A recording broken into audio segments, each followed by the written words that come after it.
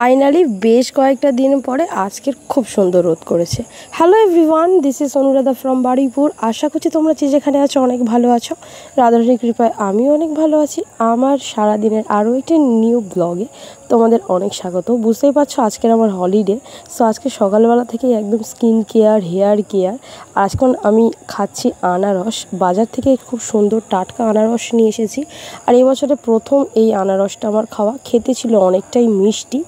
তো যাই হোক, মাথায় যেহেতু আমি একটা পেস্ট অ্যাপ্লাই করেছি, সো আমার হাতে এখন প্রায় 40 মিনিট সময় আছে।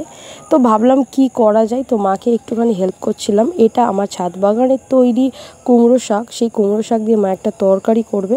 তারপর একদম সুন্দর করে শ্যাম্পু করে চলে এসেছি আমি আরও একবার স্নান করে ছাদে।